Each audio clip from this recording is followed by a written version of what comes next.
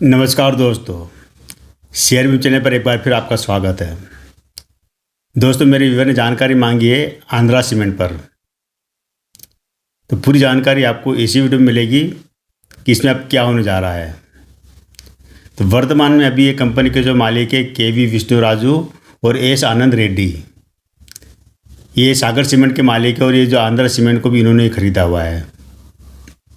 कभी ये आंध्रा सीमेंट हुआ करती थी, जेपी ग्रुप की हुआ करती थी, जेपी एसोसिएट के अंतर्गत आती थी और उसके पहले किसी और के पास थी।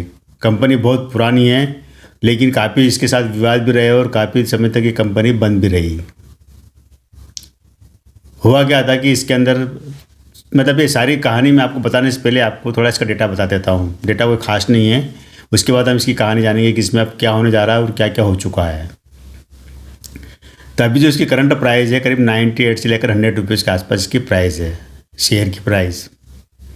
मार्केट कैप 900 करोड़ के आसपास मार्केट कैप है। रेवेन्यू आया है 97 करोड़ का रेवेन्यू आया है, लेकिन जो खर्चा हुआ है वो करीब 100 करोड़ से ऊपर खर्चा हुआ है। तो जो खर्चा हुआ ना उसके कारण इनका मुनाफा बिल्कुल नहीं है, प्रॉफिट भी नहीं है। फेस वैल्यू शेयर की 10 रुपये है और जो बुक वैल्यू है 34 रुपये है। मतलब अभी जो आप इसको खरीद रहे 34 रुपये में शेयर खरीद रहे, ये समझ लें कि आप 98 में शेयर खरीदे 3 गुना प्राइस पे खरीद रहे, जो कि इसकी बुक वैल्यू है। प्रमोटर के पास होल्डिंग 90% होल्डिंग है अभी प्रमोटर के पास, बाकी 10% पब्लिक के पास है। पहले 95% थी, लेकिन कुछ होल्डिंग उन्होंने बेच दी। ये पिछले दिनों बेची है, मार्च के अंदर ही बेची इन्होंने 5% होल्डिंग। वो है पैसे किसके जरिए। कंपनी के ऊपर कर्जा देखा जाए करीब जितना इसका मार्केट कैप है उसका 1.5 गुना कंपनी के ऊपर कर्जा है। वो कर्जा किस तरह से है ये भी मैं आपको बताऊंगा इसी वीडियो में कि कर्जा कहाँ से इतना बन गया। क्योंकि ये 2-3 साल पहले ये कंपनी इनके हाथ में आई है, जो केवी विष्णुराजू और रेड्डी इनके पास। कंपनी कह सकते हैं कि एक स्मॉल कैप श्रेणी में आती है, ज़्यादा बड़ी कंपनी नहीं है। लेकिन जिस समय ये जेपी ग्रुप के हाथ में थी बहुत बड़ी कंपनी हुआ करती थी, उसके पहले काफ़ी बाद में क्या हुआ था कि अब हम इसकी कहानी पर आ जाते हैं और इसमें क्या होने जा रहा है ये भी आपको पता चल जाएगा। तो ये आंध्र प्रदेश से थी और वहाँ पर ये 4 स्टेट में इसका कारोबार था। लेकिन ये उस समय क्या हुआ था कि जब कर्जे में दब गए थे, बाद में इसको जेपी ग्रुप ने करीब 60% होल्डिंग खरीद ली थी और उसके बाद में काफ़ी समय तक जेपी ग्रुप ने चलाया। फिर ये कंपनी कर्जे में आ गई।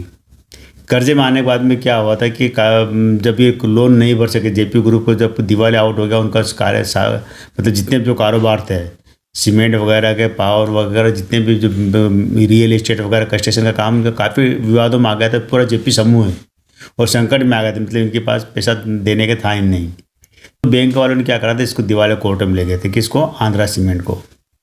और वहाँ पर क्या कि इसके खरीदार मंगाए गए, करीब उस समय इसके ऊपर 2-2.5 करोड़ का करीब कर्जा था इसके ऊपर, आंध्रा सीमेंट के ऊपर। और इसकी जो प्रमोटर थे जेपी ग्रुप थे, वो चुका नहीं पाया। दिवालिया कोर्ट में ये कंपनी बिक गई और इसको खरीदा किन्होंने, सागर सीमेंट के मालिक केवी विष्णुराजू और रेड्डी। इन्होंने खरीदा, कितने में खरीदा, 900 करोड़ में। 900 करोड़ में खरीदा और खरीदने के बाद में क्या हुआ कि इन्होंने जो 600 करोड़ रुपए थे, इन्होंने क्या हुआ था कि कर्जा अपने ऊपर लिया और 300 करोड़ रुपए इक्विटी ग्रुप में दिए थे उनको। कहने मतलब ये कि जो इसके ऊपर जब जो कर्जा बन के आ रहा है, 900 करोड़ का जो कर्जा बन के आ रहा है ना, वो कर्जे में से 600 करोड़ तो वो पैसा है जो कि जो एनसीएलटी में दिवालिया कोर्ट के अंतर्गत इनको मिला था। जो 900 करोड़ में जब कंपनी खरीदी थी 600 करोड़ का कर्जा अपने ऊपर ले लिया और 300 करोड़ रुपये इन्होंने इक्विटी ग्रुप में जमा करे थे। तो वो जो 600 करोड़ जो कर्जा था वो अब ब्याज सहित बनते बनते करीब 1.5 गुना 900 करोड़ के ऊपर निकल गया करीब। इसीलिए जो इसका जो कर्जे का रेशियो आता है करीब 1.5 गुना कर्जा बनता है इसके ऊपर। वहीं से ये कंपनी के ऊपर ये कर्जा भी कम नहीं कर पाए, लेकिन इन्होंने कुछ दिन पहले ही ये 2023 के लास्ट में, मतलब 24 और 23 के लास्ट में इन्होंने OFS इसके जरिए अपनी 5% होल्डिंग सेल की। सेल करने के बाद में क्या हुआ कि इन्होंने जो 5% होल्डिंग सेल की और अब इनके पास 90% होल्डिंग है। जब ये दिवालिया प्रोसेस में जब इन्होंने खरीदी थी कंपनी आंध्रा सीमेंट को, जब खरीदी थी सागर सीमेंट के मालिकों ने, उस समय 95% होल्डिंग इनके पास आ गई थी और 5% होल्डिंग पब्लिक के पास रही थी। शेयर की प्राइस रिड्यूस हुई थी उस समय जब ये कंपनी बिकी थी। आप पूरा ध्यान से सुनिए, जब ये कंपनी बिकी थी उस समय इसकी जो शेयर की प्राइस रही थी 4 रुपये 90 पैसे के आसपास। लेकिन बाद में जब खरीदने के बाद में इसको जब रिड्यूस हुआ तो उसमें क्या हुआ था कि हर 100 शेयर के बदले 5 शेयर मिले थे जिनको पास इसकी होल्डिंग थी रिटेल इनके पास। लेकिन 95% होल्डिंग आ गई थी सागर ग्रुप के पास आ गई थी। और तब ऐसा अंदाज लगाया जा रहा था कि कंपनी को डिलीस्ट कर देंगे शेयर मार्केट से, क्योंकि सागर सीमेंट है वो पहले ही शेयर मार्केट में लिस्ट है और उसके शेयर की प्राइस 250 रुपये के आसपास है, अभी भी 250 रुपये के आसपास है। तो ये उम्मीद जताई जा रही थी कि इसको जो आंध्रा सीमेंट के स्टॉक को जो शेयर मार्केट में लिस्ट है इसको ये जो सागर सीमेंट के मालिक डिलिस्ट करा देंगे, लेकिन उन्होंने बाद में घोषणा की कि हम इसको डिलिस्ट नहीं करवाएंगे, इसको शेयर को बने रहेगा। तो जो आशंका जो बन रही थी उस समय जब ये दिवालिया कोर्ट में चल रही थी, विवाद में चल रही थी, तो वो आशंका दूर हो गई है कि मैं भी एक कंपनी दिवालिया नहीं होगी, क्योंकि मालिकों ने खुद ही कहते दिवालिया नहीं करेंगे। लेकिन अब इनके ऊपर क्या कि दूसरा दबाव आ गया था मालिक के ऊपर कि इनके पास जो 95% जो होल्डिंग थी अब उसको कम करना जरूरी था। क्यों क्या था कि सेबी का नियम है कि कोई भी प्रमोटर इतनी होल्डिंग रख नहीं सकता, उसको करीब मतलब 70% या 75% से ज़्यादा होल्डिंग कोई प्रमोटर रख नहीं सकता है। तो इसी के अंतर्गत क्या हुआ था कि इन्होंने अभी पिछले दिनों OFS के जरिए 5% होल्डिंग सेल की, अब इनको करीब 20% होल्डिंग और सेल करना है। तो वो जो सेल करेंगे वो भी अभी 1-1.5 साल के अंदर इनको करना है। ये बात मान के चलिए कि 1-1.5 साल के अंदर करेंगे या अभी करेंगे। तभी जो ऐसी खबरें आ रही है कि राइट्स इशू लाएंगे और राइट्स इशू में करीब 180 करोड़ का राइट्स इशू लेकर आएंगे और उसमें ये कुछ अपनी होल्डिंग कम करेंगे।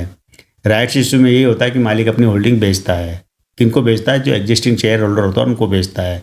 मतलब अगर आपने कोई शेयर खरीद रखे आपके पास जितने भी शेयर है तो उसके रेशो में ये कुछ भी शेयर आपको देंगे वो डिस्काउंट प्राइस में देंगे, मतलब करंट जो भी प्राइस है उसका 20-30% डिस्काउंट प्राइस में देंगे। तो तब ये मान के चल सकते हैं कि आपके पास अगर होल्डिंग है तो आपको और शेयर मिलेंगे जो राइट्स इशू के आएंगे। खरीदना न खरीदना आपकी मर्जी रहेगी, आप उनको बेच भी सकते हैं। लेकिन वो राइट्स इशू की घोषणा भी चल रहा है, ऐसा प्रोसेस में है। कब वो उसकी डेट आती है क्या आती है, अभी डेट अभी आई नहीं है इसकी। उसके बाद में क्या कहे, लेकिन एक चीज़ जरूर ध्यान दीजिए कि अब ये जो शेयर की जो प्राइस 98 रुपीज़ चल रहे हैं और ये जो मालिक ने जब ये कंपनी खरीदी तो उनको भी लगभग इसी रेट में शेयर पड़ा हुआ है। तो ये इसको इस रेट में बेचेंगे, जब ये ऊपर निकले ऊपर जाएगा उसी समय राइट्स इशू के जरिए बेचेंगे और पैसा बनाएंगे ये। अभी इन्होंने OFS के जरिए जो बेचा था उस समय भी इसकी प्राइस 100 रुपये के ऊपर थी, 120-130 रुपये के ऊपर थी। तब इन्होंने OFS के जरिए अपनी जो होल्डिंग बेची थी तब 90 रुपये प्रति शेयर के हिसाब से 5% होल्डिंग इन्होंने बेची थी। लेकिन जो OFS में क्या होता है कि कुछ जो बड़े इन्वेस्टर जो आते हैं इसके अंदर क्वालिफाई इन्वेस्टर जो होते हैं उनको इन्होंने दी थी 90 रुपये प्रति शेयर के हिसाब से। तो वहाँ वो अलग से अब ये जाएगी राइट इशू जो जाएगी होल्डिंग जाएगी, मतलब जो शेयर बेचेंगे वो सभी शेयर धारकों जिसके पास भी जो आंध्रा सीमेंट के शेयर उनको मिलेंगे। ये दोस्तों इसके अंदर अभी प्रमोटर के पास करीब 26% होल्डिंग इन्होंने गिरवी रखी हुई, जो 90% होल्डिंग उसमें 26% होल्डिंग अभी गिरवी रखी हुई है, समझ लीजिए। तो आने वाले दिनों में इसके अंदर कुछ अच्छा होगा, ये जरूर मान के चलिए कि अब अच्छा होगा। ये कंपनी अब जो पहले जो बंद थी, मैंने कहा था ना इसके अंदर जो जितना इसका रेवेन्यू आ रहा है उससे ज़्यादा खर्चे हो रहे हैं। खर्चे इसलिए हो रहे हैं कि ये कंपनी काफ़ी समय तक बंद रही थी और इसके जो प्रोडक्शन बनता है इस कारण इससे जो मशीनरी वगैरह सारी जंग खा चुकी थी कह सकते हैं। उसको वापस रिकन्स्ट्रक्शन करना, किसी भी बंद पड़ी कंपनी चालू करना एक खर्चीला काम होता है और सीमेंट सेक्टर की कंपनी में ऐसा ज़रूर होता है। तो इसलिए इनके अभी खर्चे ज़्यादा हो रहे हैं। प्रोडक्शन मतलब जो इनकम आना चाहिए, जो इनकम से ज़्यादा इनके खर्चे हो रहे हैं। लेकिन धीरे धीरे ये वापस अपनी कंपनी को चला ले, क्योंकि अनुभवी लोग हैं और इनको सीमेंट कंपनी चलाने का कई सालों का करीब 30 सालों का अनुभव है। इनकी जो सागर सीमेंट है बहुत फेमस है और 4 स्टेट में चलती है वहाँ पर, मतलब आंध्रा, तेलंगाना, कर्नाटक वगैरह 4 स्टेट में कारोबार इनका।